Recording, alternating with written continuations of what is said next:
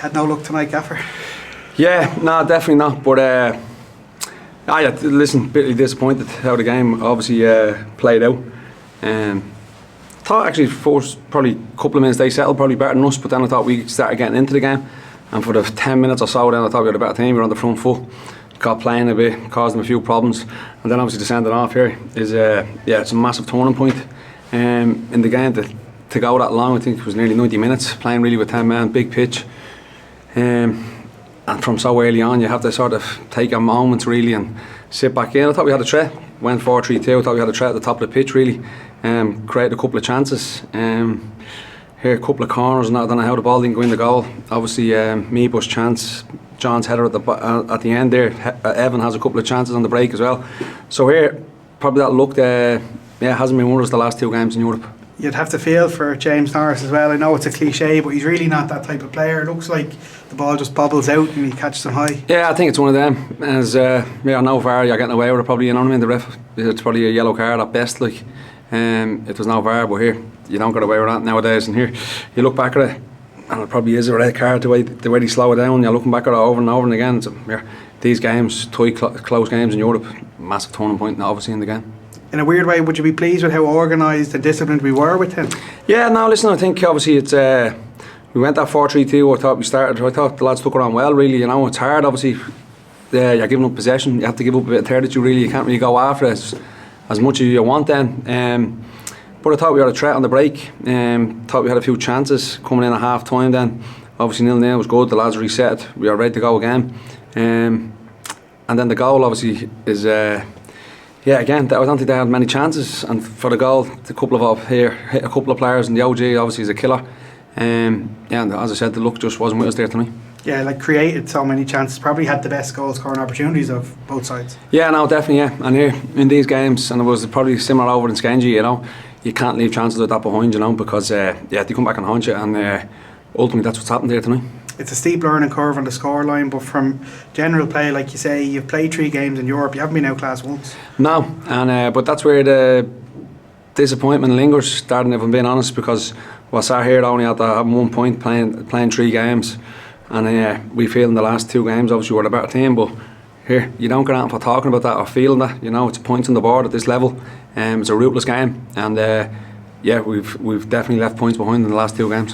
What do you take into the next half of the campaign? Is it maybe that bit of street smarts, that bit of wising up? Yeah, listen, I think the lads have been at it a long time, so we obviously have a few days off. I think it's going to be a good time for us, really, to be honest. Have a few days away. Recharge, reset, and here, listen, 3 monster games to be involved in. Great to be involved in them games, and something to look forward to be still playing around Christmas time against 3 brilliant opposition. But here, it's what you dream of as a kid. I said to them after the games, they're the games you want to play in, make sure you're ready to go, and we go over and have a cut in all 3 of them. Is it nice to probably go back to approaching games, like for most of the season we've been the favourites in every game we've played, including a lot of them in Europe? Will it be nice to go into a game where the shackles are off, the pressure's off, no one's piling pressure on you? Yeah, no, but look, it's you're going away from home. Obviously, next one against Alkmaar, you're going away from home against a super team, and it's going to be a tough game, obviously, you know. But here, as I said in there, I'm already looking forward to it. So I'll have a few days off, and reset and recharge, and then go again after it again when we get back and plan towards Alkmaar. Overall, when you reflect on your last few months in charge, the league campaign, Europe secured, 3 big games to come in Europe, like to be even playing football this close to Christmas must be delighted, right? Yeah, no, it's great. Listen, it's great, and I spoke to the boys about that, you know, but here our aim was to get Europe, and I said to the boys, if we didn't get Europe it would be a failure, and we got that in the league, and I still stand by what I said. So if we don't get out of the group, it has been a failure, you know, and that's their mentality in that dressing room, you know. There is no plan B, there's no safety net. Oh yeah, it's good to be around, it's good to take part in these games. That's not what it's about, you know. It's about getting through, winning games, testing yourself against the best, and so we're looking. It's obviously a real uphill task now, but again, as I said, recharge and get going again for Alkmaar. We spoke to Paddy Barrett. He said he'd nearly prefer if someone cracks one in from 40 yards into the top corner. As a former defender yourself, is it sickening to give away cheap goals like that? Yeah, here, and I suppose just really disappointing. 2 OGs, obviously both goals conceded when we got down to 10 men. Here, hopeful sort of efforts, I suppose, in the game where you had control for a lot of parts. You feel you're a better team and stuff like that. So that's a bit of a sickener. I suppose we played European opposition where they just carve you open. I suppose Korabag, Rijeka, where them moments of quality, it's like, whoa, we're here. Listen, as you said, we're sat here with 1 point after 3 games, and I don't think we've faced that like that, you know. Just to, I guess, sum it up on a positive before we break for a few weeks. Tolka Park saved yesterday.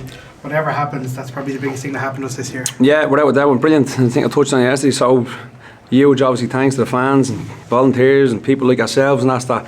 Here, it wasn't glamorous, definitely at the start, and I think it was led by the fans really to keep it going, keep it out there, and really push that onto the club really. And then obviously you had great owners and investors and people in the board to come in really and they go with that and really take it on, I suppose. And then over the last couple of years, that little bit of success maybe as well on the field, the full stadiums and stuff like that maybe added to that momentum, you know. But yeah, listen, I think it's a huge part of the fans, you know, that done it from the start.